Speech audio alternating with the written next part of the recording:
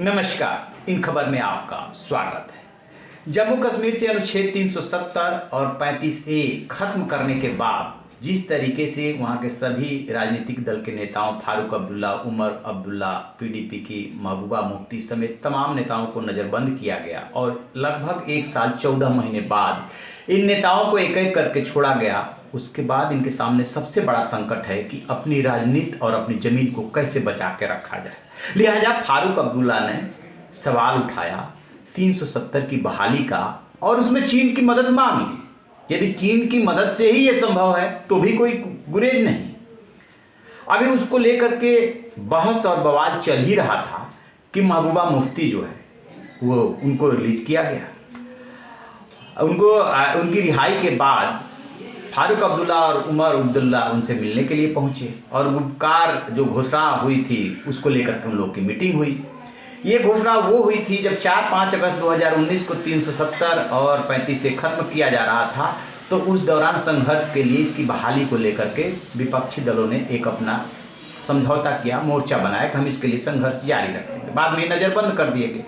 अब फारूक अब्दुल्ला से भी आगे बढ़ करके महबूबा मुफ्ती ने आज एक प्रेस कॉन्फ्रेंस की और प्रेस कॉन्फ्रेंस में उन्होंने पार्टी के झंडे के साथ साथ जम्मू कश्मीर का झंडा लगाया, लेकिन उसमें तिरंगा नहीं था।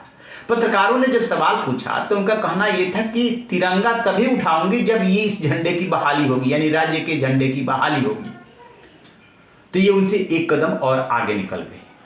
उनका कहना यह है, जब चीन वाला और फारूक अब्दुल्ला वाला सवाल पूछा गया कि ऐसे ऐसे फारूक अब्दुल्ला ने चीन के समर्थन लेने की बात कही थी, हालांकि फारूक अब्दुल्ला बाद में उससे पलट गए थे कि गलत इंटरप्रिटेशन किया गया, मैंने ऐसा नहीं बोला। तो वो भी इस बात का समर्थन कर रहे हैं और कह रही हैं कि चीन को भी इस बात पे एतराज है और हमें भी इस बात पे एतराज है कि क्यों इसको यूटी बनाया गया, क्यों हमारा 370 लिया गया, क्यों हमारा झंडा छीना गया। ये कश्मीर के लोगों की भावनाओं के अनुरूप नहीं है और जब तक 370 की बहाली नहीं हो जाती हमारा संघर्ष जारी रहेगा। तो ये इन्होंने तिरंगा थामने के बजाय जेके का पुराना झंडा थाम करके एक नई राजनीति छेड़ दी और एक नई बहस छेड़ दी है। यानी कि इन राजनीतिक दलों को, जो क्षेत्रीय दल हैं, इन्हें देश के जन भावनाओं से कोई मतलब नहीं है।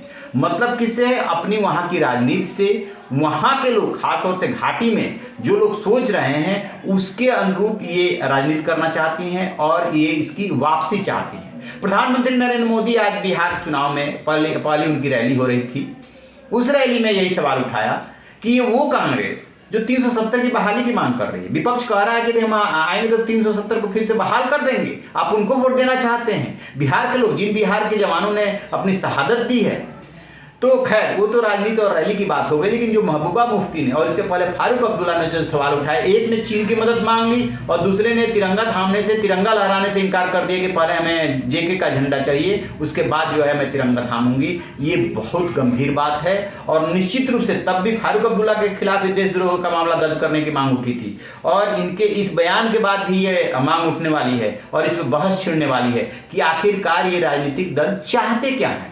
एक बहुत बड़ा वर्ग है, खास तौर से कांग्रेस में भी सपोर्टर्स मिलेंगे। पी चिदंबरम पूर्व केंद्रीय गृह मंत्री और वित्त मंत्री हैं, बहुत बड़े वकील हैं, उन्होंने भी 370 की बहाली का समर्थन किया था।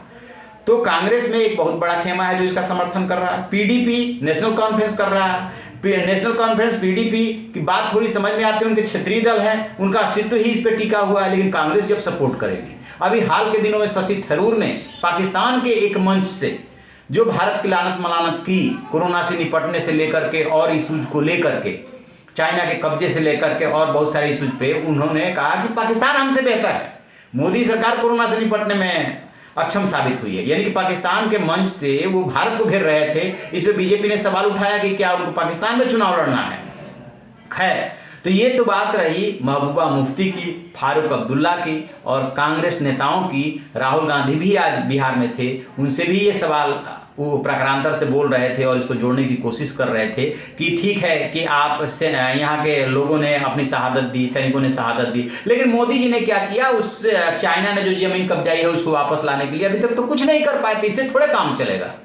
राजनीति है, राजनीति होती रहेगी, लेकिन देश के मामले में कोई राजनीति नहीं हो सकती। तिरंगे से कोई राजनीति नहीं हो सकती और तिरंगे के स्वाभिमान से कोई समझौता भी नहीं किया जा सकता। इसलिए फारूक अब्दुल्ला और महबूबा मुफ्ती जो राजनीति कर रहे हैं, निश्चित रूप से उस राजनीति को लेकर के बवाल होने वाला है और सिर्फ इसे राजनीतिक नजरिए से नहीं, देश के नजरिए से देखा जाना चाहिए। देखते हैं ये विवाद कहां जाकर के थमता है, इस पर हमारी नजर रहेगी। तो आप रहिए ना बेखबर, देखते रहिए इन खबर। Thank you. इन खबर चैनल को सब्सक्राइब करें।